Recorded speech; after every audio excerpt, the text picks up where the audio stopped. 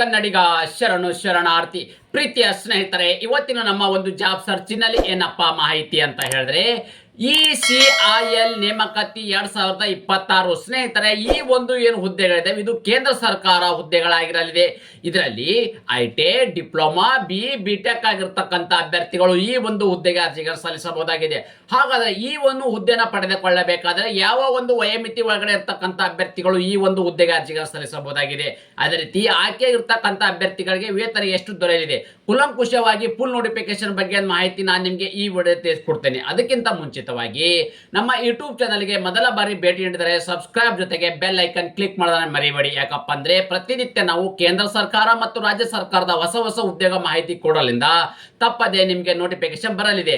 ಪ್ರೀತಿಯ ಸ್ನೇಹಿತರೆ, ECIL requirement 2025 ಅಂದ್ರೆ ಎಲೆಕ್ಟ್ರಾನಿಕ್ಸ್ ಕಾರ್ಪೊರೇಷನ್ ಆಫ್ ಇಂಡಿಯಾದಲ್ಲಿ ಅಗತ್ಯವಿರುವ ಟೆಕ್ನಿಷಿಯನ್, ಸೂಪರ್ವೈಸರ್ ಹಾಗೂ ವಿವಿಧ ಹುದ್ದೆಗಳ ಅರ್ಹ ಹಾಗೂ ಆಸಕ್ತ ಅಭ್ಯರ್ಥಿಗಳಿಂದ ಅರ್ಜಿಗಳನ್ನು ಆಹ್ವಾನಿಸಲಾಗಿದೆ.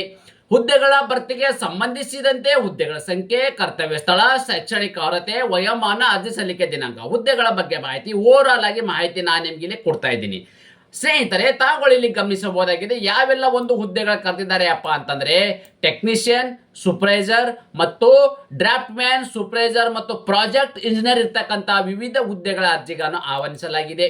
ಕರ್ತವ್ಯ ಸ್ಥಳ ಎಲ್ಲಿಯಪ್ಪ ಅಂತಂದ್ರೆ ಹುದ್ದೆಗೆ ಆಯ್ಕೆಯಾಗಿರುವ ಅವರ ಅಭ್ಯರ್ಥಿಗಳು ಕರ್ನಾಟಕ ಸೇರಿದಂತೆ ಭಾರತಾದ್ಯಂತ ಕೆಲಸವನ್ನ ನಿರ್ವಹಿಸಬೇಕಾಗತ್ತೆ. ಅದೇ ರೀತಿ ಖಾಲಿ ಇರ್ತಕ್ಕಂಥ ಹುದ್ದೆಗಳ ಸಂಖ್ಯೆ ಎಷ್ಟುಪ್ಪ ಅಂತಂದ್ರೆ ಒಟ್ಟು ಇಲ್ಲಿ ಭಾರತಾದ್ಯಂತ ಅದರಲ್ಲಿ ಕೂಡ ಕರ್ನಾಟಕ ಸೇರಿದಂತೆ ಒಟ್ಟು 24 ಹುದ್ದೆಗಳ ಅರ್ಜಿಗಳನ್ನು ಆಹ್ವಾನಿಸಲಾಗಿದೆ.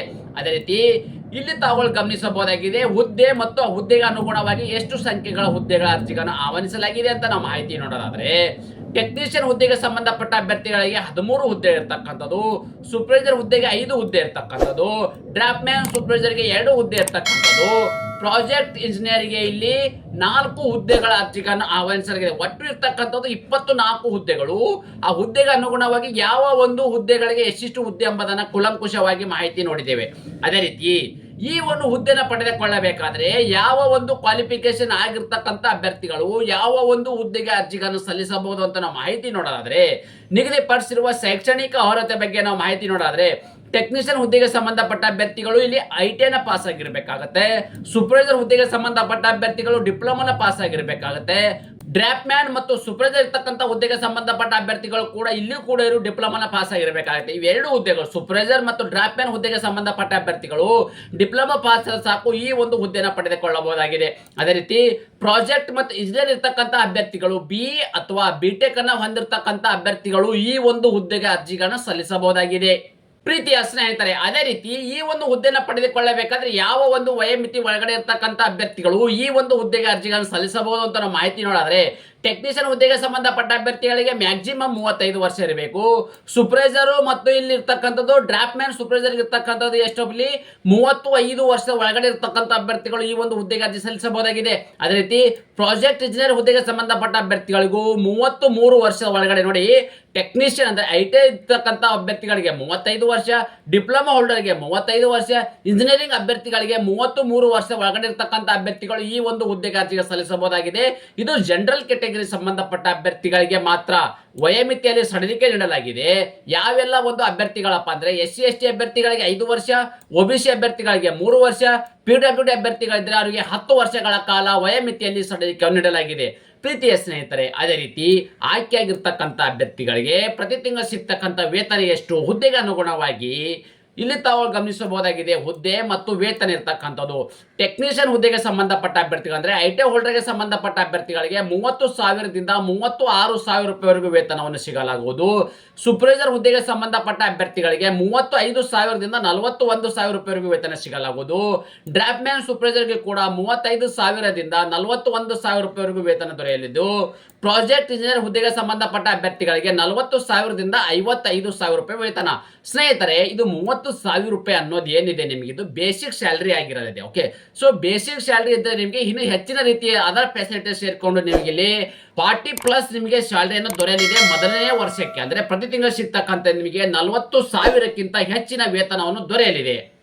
ಅದೇ ರೀತಿ ಇನ್ನೊಂದೊಬ್ಬ ಮುಖ್ಯವಾಗಿ ಏನಪ್ಪಾ ಅಂದ್ರೆ ಆಯ್ಕೆ ವಿಧಾನ ಹೇಗೆ ಮಾಡ್ತಾರಪ್ಪ ಅಂದ್ರೆ ಅಭ್ಯರ್ಥಿಗಳಿಗೆ ಮೊದಲನೇದಾಗಿ ಒಂದು ಲಿಖಿತ ಪರೀಕ್ಷೆ ನಡೆಸ್ತಾರೆ. ಓಕೆ, ಒಂದು ರಿಟರ್ನ್ ಎಕ್ಸಾಮಿನೇಷನ್ ನಡೆಸಲಾಗುವುದು.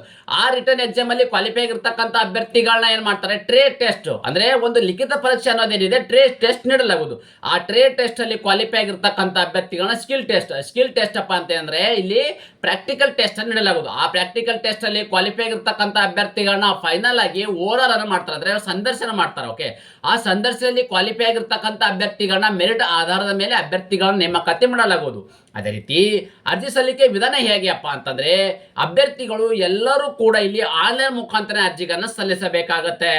ಪ್ರೀತಿಯ ಸ್ನೇಹಿತರೆ, ಇನ್ನೊಂದು ಏನಪ್ಪಾ ಅಂತಂದ್ರೆ ತಾವುಗಳು ಗಮನಿಸಬಹುದಾಗಿದೆ, ನಿಗದಿತ ಅರ್ಜಿ ಶುಲ್ಕ. ಈ ಒಂದು ಹುದ್ದೆಗಳನ್ನ ಅರ್ಜಿಗಳನ್ನು ಸಲ್ಲಿಸಬೇಕಾದ್ರೆ ಯಾವುದೇ ರೀತಿಯ ಅರ್ಜಿ ಶುಲ್ಕ ಇರುವುದಿಲ್ಲ. ಯಾವುದೇ ಕೆಟಗರಿ ಸಂಬಂಧಪಟ್ಟ ಅಭ್ಯರ್ಥಿಗಳಿಗೆ ಅರ್ಜಿ ಶುಲ್ಕದಿಂದ ವಿನಾಯಿತಿಯನ್ನು ನೀಡಲಾಗಿದ್ದು, ಅರ್ಜಿ ಸಲ್ಲಿಸಲು ನಿಗದಿಪಡಿಸಿದ ದಿನಾಂಕದ ವಿವರವನ್ನು ನಾವು ನೋಡೋದಾದ್ರೆ ಅರ್ಜಿ ಸಲ್ಲಿಸಲು ಪ್ರಾರಂಭ ದಿನಾಂಕ ಯಾವಾಗಪ್ಪ ಅಂದ್ರೆ ಜನವರಿ 6, 2022 ಪ್ರಾರಂಭವಾಗಿದ್ದು, ಅರ್ಜಿ ಸಲ್ಲಿಸಲು ಕೊನೆಯ ದಿನಾಂಕ ಯಾವಾಗಪ್ಪ ಅಂದ್ರೆ ಜನವರಿ 20, 2026. ನೋಡಿ, ಅರ್ಜಿ ಸಲ್ಲಿಸಲು ಕೊನೆಯ ದಿನಾಂಕ ಜನವರಿ 20, 2026 ಇಷ್ಟು ಒಳಗಡೆ ತಮ್ಮ ಅರ್ಜಿಗಳನ್ನು ಸಲ್ಲಿಸಬೇಕಾಗತ್ತೆ. ಅದೇ ರೀತಿ ಈ ಒಂದು ಏನಪ್ಪಾ ಅಂದ್ರೆ ಟೆಕ್ನಿಷಿಯನ್ ಸೂಪರ್ವೈಸರ್ ಇರ್ತಕ್ಕಂಥದ್ದು, ಪ್ರಾಜೆಕ್ಟ್ ಇಂಜಿನಿಯರ್ ಇರ್ತಕ್ಕಂಥದ್ದು ನಾನು ಕುಲಂಕುಷವಾಗಿ ನೋಟಿಫಿಕೇಶನ್ ಬಗ್ಗೆ ನಿಮ್ಗೆ ಇಲ್ಲಿ ಮಾಹಿತಿ ನೀಡಿದ್ದೇನೆ. ಅಪ್ಲಿಕೇಶನ್ ಲಿಂಕ್ ಕೂಡ ಹೇಗಪ್ಪ ಅಂತಂದ್ರೆ ಈ ಒಂದು ಅಪ್ಲಿಕೇಶನ್ ಲಿಂಕ್ ಏನಿದೆ ಆನ್ಲೈನ್ ಮುಖಾಂತರ ಅರ್ಜಿ ಸಲ್ಲಿಸೋಕೆ ನಾನು ಯೂಟ್ಯೂಬ್ ಡಿಸ್ಕ್ರಿಪ್ಷನ್ ಬಾಕ್ಸ್ ಅಲ್ಲಿ ನಿಮ್ಗೆ ಲಿಂಕ್ ಅನ್ನು ಕೊಟ್ಟಿರುತ್ತೇನೆ. ಆ ಲಿಂಕ್ ಮೇಲೆ ಕ್ಲಿಕ್ ಮಾಡೋ ಮೂಲಕ ಈ ತರದ ಒಂದು ಅಪ್ಲಿಕೇಶನ್ ಫಾರ್ಮೆಟಿಂಗ್ ಓಪನ್ ಆಗುತ್ತೆ. ಓಕೆ, ಈ ತರದ ಅಪ್ಲಿಕೇಶನ್ ಫಾರ್ಮೆಟ್ ಓಪನ್ ಆಗಿದೆ, ನೀವು ಡೈರೆಕ್ಟ್ ಆಗಿ ತಮ್ಮ ಅರ್ಜಿಗಳನ್ನು ಸಲ್ಲಿಸಬಹುದಾಗಿದೆ. ಇಲ್ಲ ಅಂದ್ರೆ ಯಾರೆಲ್ಲ ಒಂದು ಆನ್ಲೈನ್ ಮುಖಾಂತರ ನಮ್ಮ ಕಡೆಯಿಂದ ಒಂದು ಅರ್ಜಿನ ಸಲ್ಲಿಸಕ್ಕೆ ಬಯಸ್ತಾ ಇದ್ದಿರ್ತಕ್ಕಂಥ ಅಭ್ಯರ್ಥಿಗಳು ಅಲ್ಲಿ ಕೂಡ ನಾನು ಡಿಸ್ಕ್ರಿಪ್ಷನ್ ಬಾಕ್ಸ್ ಅಲ್ಲಿ ನಮ್ಮ ಒಂದು ವಾಟ್ಸ್ಆಪ್ ನಂಬರ್ ಅನ್ನು ಕೊಟ್ಟಿರುತ್ತೇನೆ.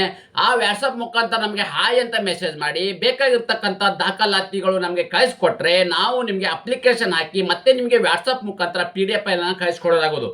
ಈ ತರದ ಉದ್ಯೋಗ ಮಾಹಿತಿ ನೀವು ಇಷ್ಟಪಡ್ತೀರಿ ಎಂದು ಭಾವಿಸುತ್ತೇನೆ.